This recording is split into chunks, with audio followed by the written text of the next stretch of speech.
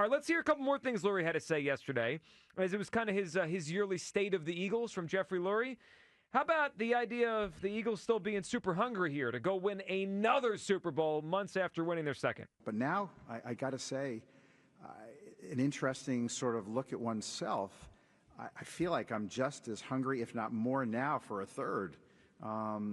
It's ever since the parade, I don't know that there's been one day where, we're not discussing something that's in terms of the planning process to try to get a third. It's just it's nonstop.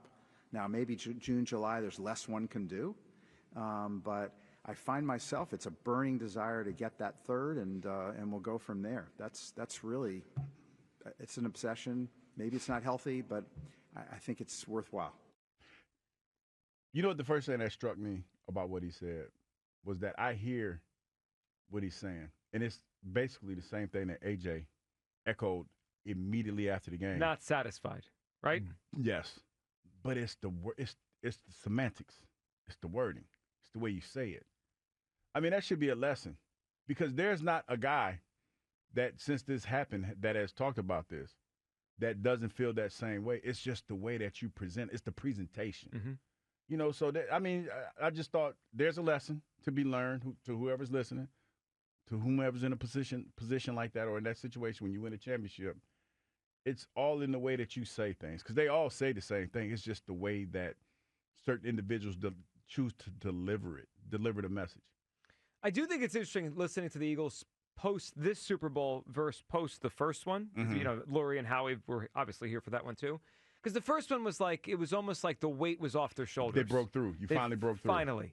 And Lurie had been here 20-plus years when they won that first one. Now it's like, all right. Not enough. Now we want to be the best. We want to be known as one of the, if not the best franchise in the whole league. And then when you look at it, like, I listened to what he said, and this is what I got from it. And I know he didn't say this much, but this is how I interpreted it. That now you won the Super Bowl 1 year one way. Now we're trying to figure out how to do it again a different way than we did it last year. Because when you think about the NFL, people, and I know it's kind of hard to do because we watch the games and we don't put that much thought into, how the game is being played. We like football. But every year teams have been different, and different factors come into play. Like last year, one of the biggest stories was scoring was down. Mm-hmm.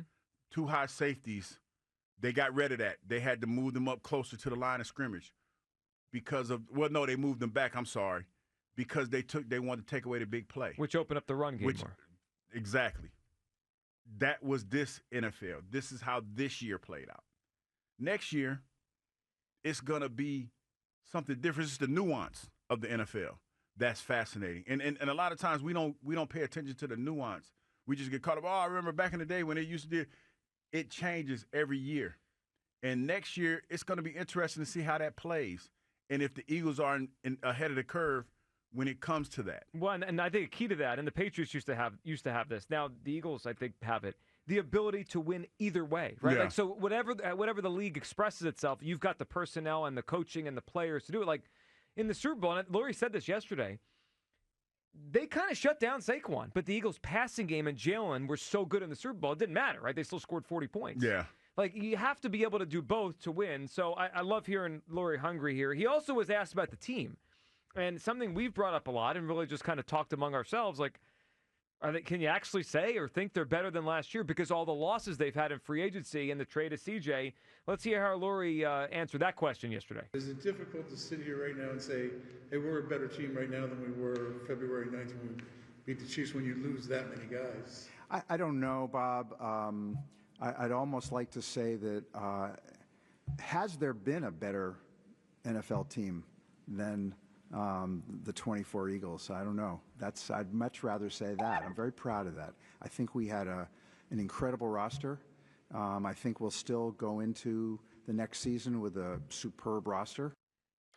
What'd you make of that? That felt like a little bit of a spin by Lurie there. Is it hard to say, after all the losses, you guys are still the best team? And he's like, well, I prefer to say we were the best team by a lot last year. It seemed like he wanted to avoid answering the question of if they're better, because I personally, I don't think deep down he thinks they're quite as good right now. Now, maybe after the draft, maybe after the summer, he will. I thought he kind of talked around that because they're not as good as they were. Well, I think you have to be careful because there's still a lot of parts that, you still have to piece together. Yes, and there's a lot of offseason to go. Yes.